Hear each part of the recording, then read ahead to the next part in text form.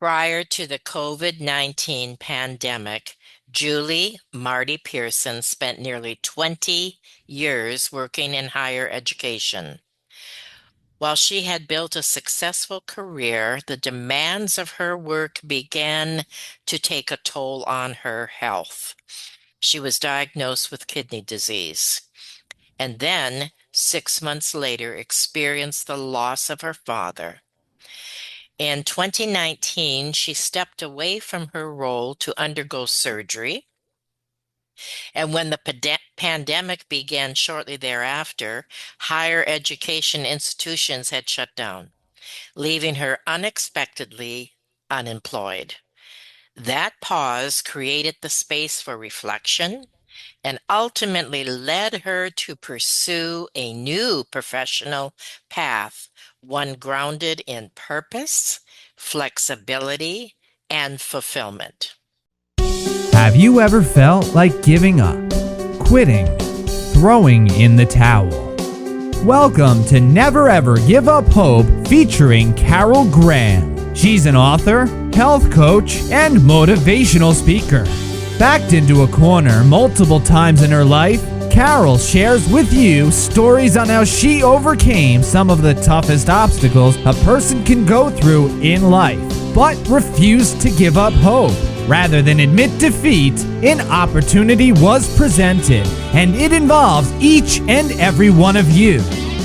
Carol will feature spectacular guests who will share their messages of hope, encouragement, and their inspiration to prove why life's adversities only make you stronger. And now, welcoming the host of the show, here's Carol Graham.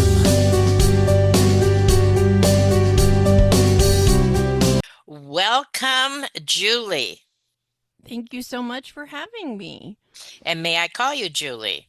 Absolutely. Okay, great.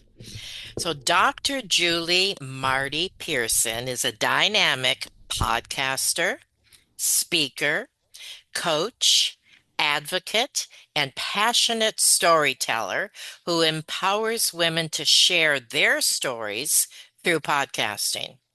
She is the host of two podcasts, The Story of My Pet. That one really intrigued my interest, which features inspiring pet stories. You're talking to a dog rescuer here. We've rescued over 30 dogs, so you've tweaked my interest, which features inspiring pet stories while advocating for animal rescue, fostering, and adoption. Love it. And Podcast Your Story Now is a show that spotlights women podcasters and guests as they amplify their voices and grow their businesses through podcasting. Julie is also the founder of the Women's Podcaster Party Networking Community, created to support and connect women and podcasters, guests, and speakers. Welcome, welcome, welcome. So great to have you here. I know that you have a lot to share, and what we would like to do first is tell us your story. Wow. Well, I feel like it's already been highlighted. I know. As Carol said, I used to work in higher ed. I was in that world most of my adult life. It started when I left my first doctoral program and came home. So I originally started a clinical psychology doctoral program way back in 2001. But about 2 or 3 weeks after I moved away from home for the first time, had my own apartment for the first time in a new city, 9/11 happened. Definitely made it much more difficult to kind of dive in. And I also know now I was a little burnt out. I had done undergrad into a master's, then into the doctoral program. And I think my body was just like, okay, we're tired. Okay. So I left that program after a year, and when I went home, but during that time that I was in that program, I had started teaching part-time at a community college where I lived, and I always loved education. I always loved just the whole experience, and I was a TA, I was a research assistant, all the things when I was in college. Mhm. So teaching part-time was natural. So when I came back to my hometown and got a full-time job, I started teaching part-time in the local community colleges there as well. And then pretty soon within that first year, I actually got a full-time job at the school I went to, Cal State University, Bakersfield. And so I had a staff position there, and I had that for many years, and that evolved. So it was really me doing different things, but I just loved education. I loved teaching. I loved being a part of it. So when I went back to a different doctoral program, it was one for people working. So it was on the weekends so that we could work and do school. And my dissertation was on education, was on the job I was doing at the time. So it was very ingrained in who I was. I always loved being a student, loved being a teacher. So, it was one of those things where I just assumed my whole world that would be it forever. But the hard part with higher ed is to move up, you have to move schools. So it was a lot Oh, of, really? yeah, I mean, it's very, some people do move up within the same, but for a lot of us, especially as we, grow and get into different types of positions, you kind of have to because there's only so many options at each school you're at. Okay. So my husband stayed here in Bakersfield, where both of us were born, and as our home base, and then I commuted to jobs all over California. And so in 2017, I turned 40, and 2 weeks later, I was diagnosed with kidney disease. And I'd always dealt with autoimmune issues, so I always had to balance that. But I was literally wearing my body out between commuting and traveling for the job and the stress of the jobs. Working in accreditation can be very stressful. My body was just worn out. I already knew something was different. I thought it was just a flare of my autoimmune stuff. I've dealt with chronic fatigue issues a lot, but it was different. And my kidney function had gone all the way down to 26%. And so when that happens, your kidneys are very important. They do a lot. And, when they saw it on a test, and I was talking to a friend who had worked in dialysis, she was like, oh my God, how are you even upright and functioning? Because she knew what that meant. And I'm like, well, I'm pushing through like I've always had to, right? And so I actually took some time off, and I had to go through a lot of testing, and we had to adjust a lot of meds and stuff. And I am better now, but I still have chronic kidney disease. I'm in the 45 to 50% function, so I'm better, but I was never able to get it up higher than that. So it's something I have to manage. And so at that point, I knew I couldn't keep doing what I had been doing in terms of commuting and living away from home and living out of a suitcase and having stressful jobs. So then, when my dad passed away, a few months later, it was really like, oh, I had to take more time off. And so there was stuff I already knew I was going to have to figure out, but then the kidney disease and him passing and and my husband lost his job. There was just a lot. And 2018 was a really hard year for us. But it was kind of the beginning of, okay, what is going to be the answer? And so I tried finding jobs closer to home, and I did find one, but I still it wasn't right. Like, it's not your people. It's not the right place for you. So when I was off work, when COVID hit, it really gave me the space to kind of stop and really think about it, like so many of us. But, even at the time, it was like, well, I couldn't even go back to that world if I wanted to right now because all the schools are closed. So I can't get a job in what I used to do. So Do you recall how long the schools were closed? I don't recall, but it was a while, gosh. wasn't it? It was a while. Yeah. My husband, he's a carpenter, but he works for a school district. So Okay. he was actually considered, not first responder, but essential worker. So he was only off for 2 weeks. So he worked the entire rest of the time because they had to be at the schools to maintain them. Right. And then of course he was very busy when they were getting ready to come back because he was the guy who was putting up all the screens and all the stuff. So for us it was a little different because he was gone most of it, but they were out. They were out for months, though, at least. Oh my goodness, I didn't recall that. Wow. Yeah, a lot of our schools here in California were on distance education for a long time. So even with that, schools weren't in a hiring mode because they were just surviving. And so, the doctorate I have, we took a whole class on how to be a coach, how to coach like executives or people in organizations and leadership. So coaching, because I had also at one point wanted to be a therapist, was something I had always wanted to do. So that was the natural kind of first step for me, was, really starting a coaching business. And so that's kind of what I did. End of 2020 into 2021, I was doing career coaching. So mainly helping women with finding new jobs or helping them figure out if they wanted to pivot or try something new, Hmm. things like that. So that was an easy transition for me. But I'll be honest, I wasn't passionate about it. Like, it wasn't exciting.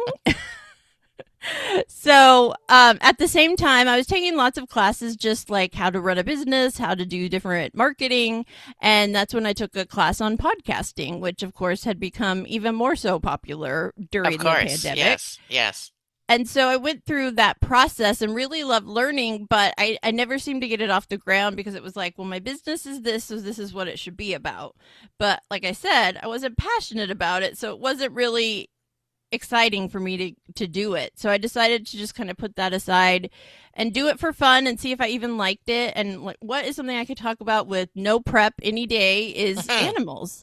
Oh, I see. That's where that came from. Okay. Yeah. So the So tell us story of about my that. Yeah. yeah, the story of my pet was my first podcast. I started it back. I started it in 2021, officially 2022, and I've always been a huge animal lover. Grew up loving animals with pets. They've always been an important part of my life. I'm a proud fur mom, and it was just kind of for fun to see what this podcasting thing was and if Hmm. I liked it.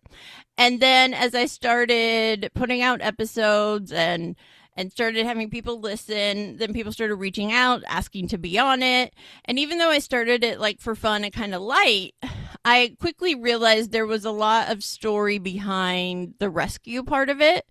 And I started interviewing people who were working in rescue or volunteering. Then I had someone from my local shelter come on.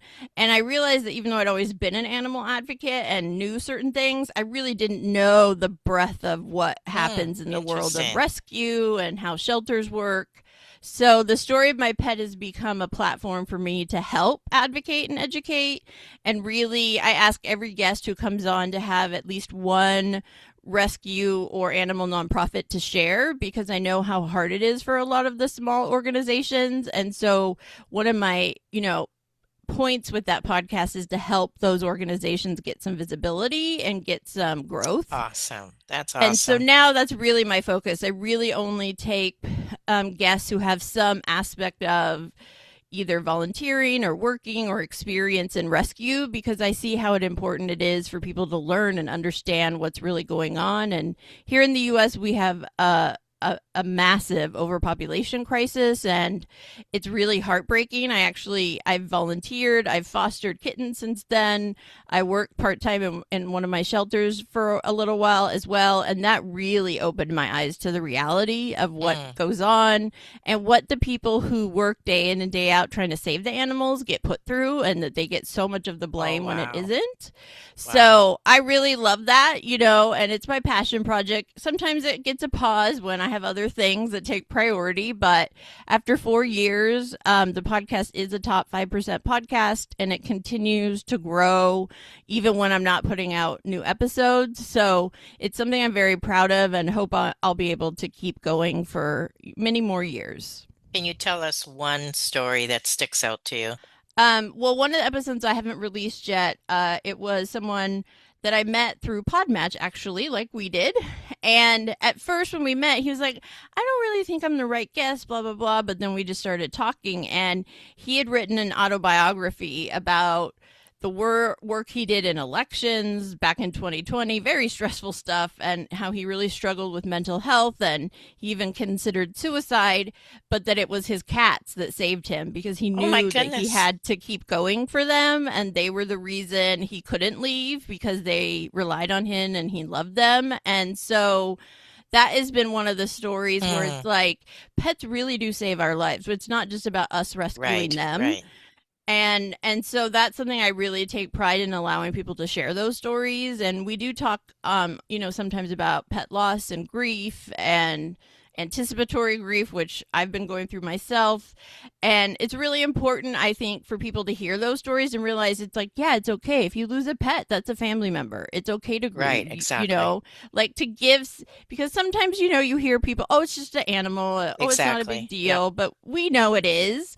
And so if I can help anyone feel less alone or understood, or just hear like, yeah, your pets are your family, it's absolutely okay to feel that way because that's what they are. So I take a lot of pride in that. And I also really appreciate people who allow me to help them share those stories because they can be difficult, but it really is important to share them. And so that's definitely been a one of the powerful things for me is really seeing people share these deep, important stories that other people need to hear. I love it. I absolutely love it. As I mentioned, we've rescued so many and we continue to rescue as many as we can. I'm sure you probably have talked to people who have done just that, correct? Oh, absolutely. A lot of Yeah. people I've talked to, it's their whole life, Yes. Yeah. that whether they work in it or volunteer. I've met, the other thing I've quickly learned with not just the pet podcast, but just podcasting is how many incredible women there are out there doing these amazing things. I mean, I've met women who've started nonprofits, rescues, all sorts of businesses, and they all, really have a passion to utilize what they're doing to help others, whether it's other people or other pets. And so that kind of inspires me to keep going because I just think it's important for us to share those stories. Absolutely. My hat is definitely off to you. Thank you. We're going to take a quick, about a 10-second break. And when we come back, we want you to talk about the importance of storytelling. I know that's a completely different subject, but I'm anxious to hear about that and your networking community, your coaching business, etc. We'll be right back.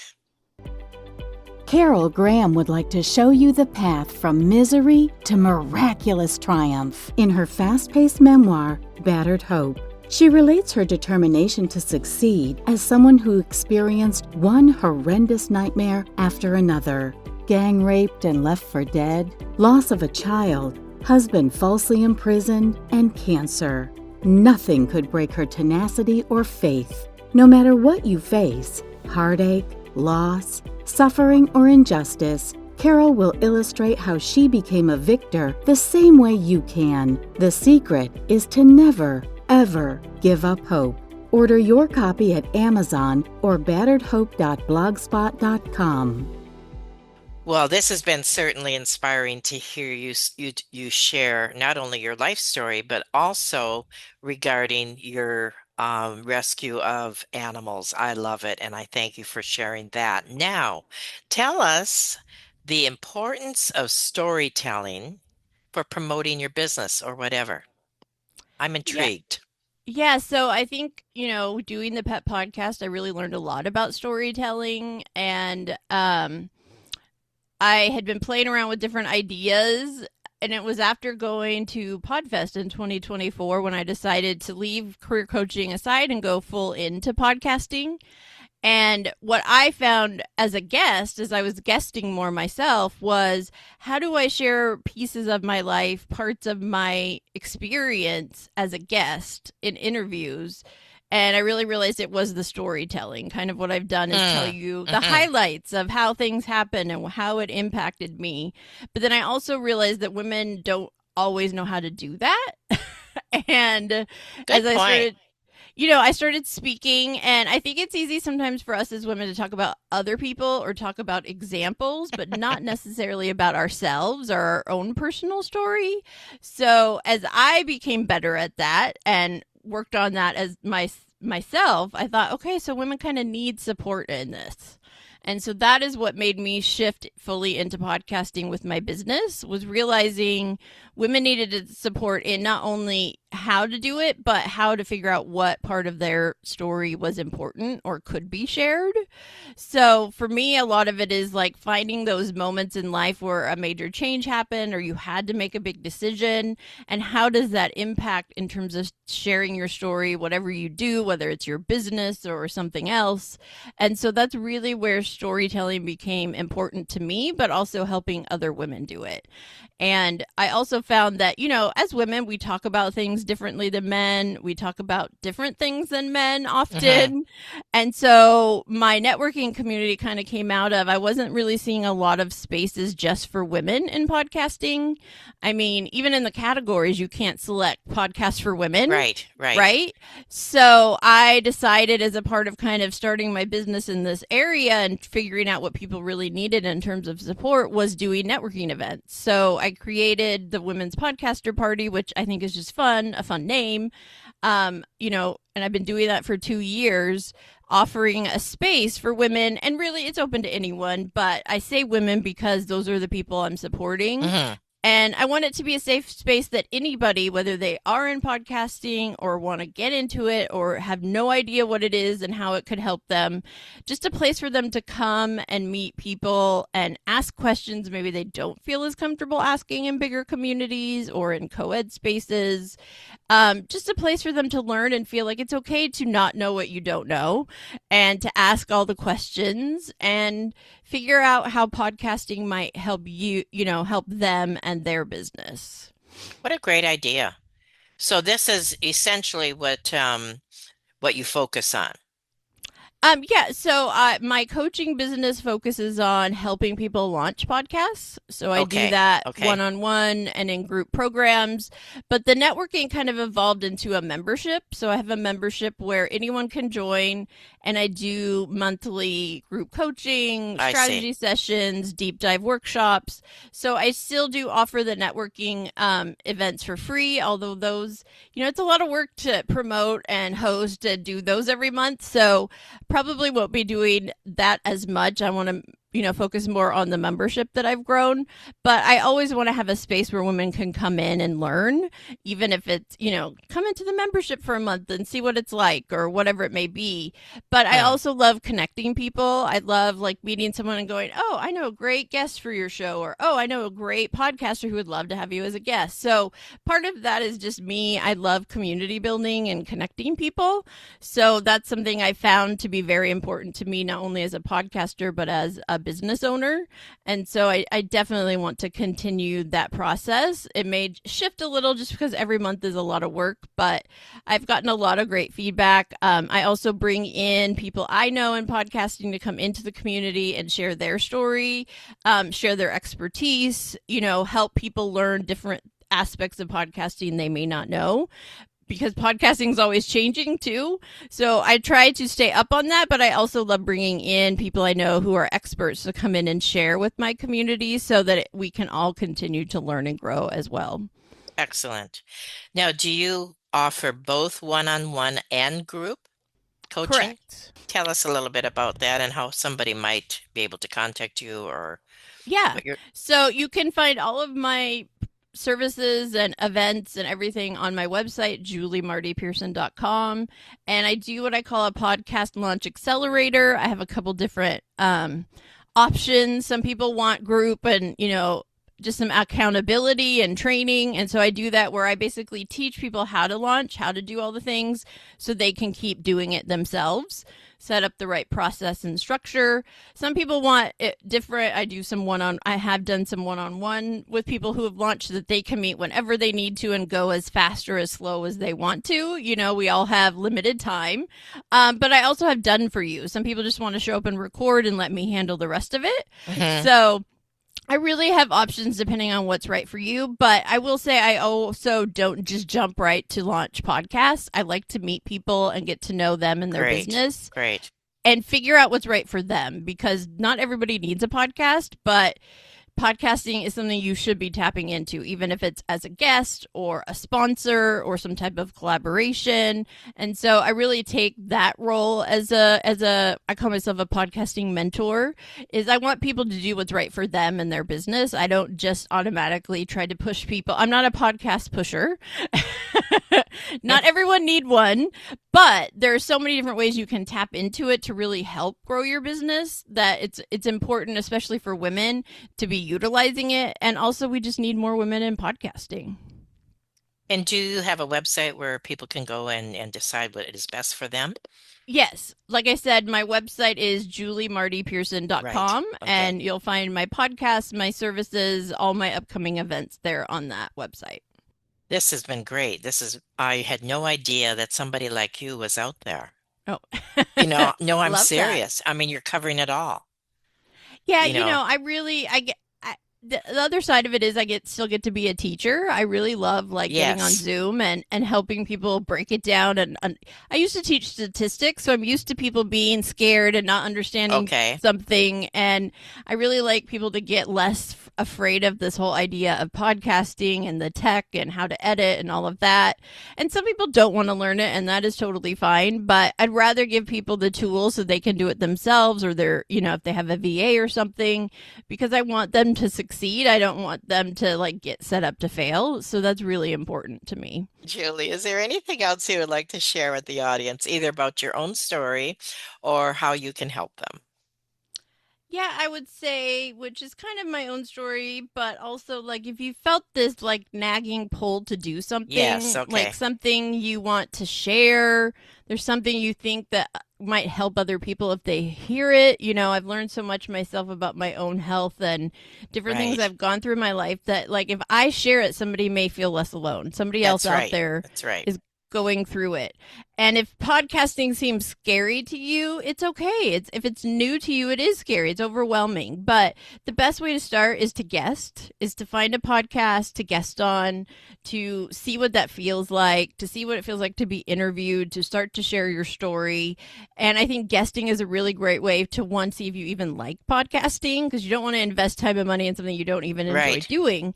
But also, I've found it to be a very healing process in sharing different aspects of my story.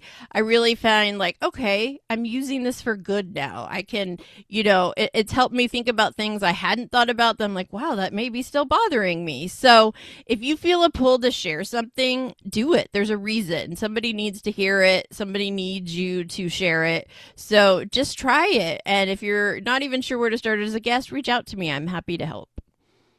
You are an encourager, and I love that about you. And I thank you because I think you've just given those who are listening that little extra push that they may have needed. And audience, I hope that you will contact Julie and go to her website, juliemartypearson.com, and see what she has to offer. I'm glad I did. So thank you, Julie, again for being on Never Ever Give Up Hope. Thank you for listening to Never Ever Give Up Hope, featuring Carol Graham. Did you know that most people succeed because they are determined to? Quitting was never an option. Carol loves your comments and will respond to each one. So please subscribe and review this podcast. A rating of 5 stars would be outstanding and appreciated.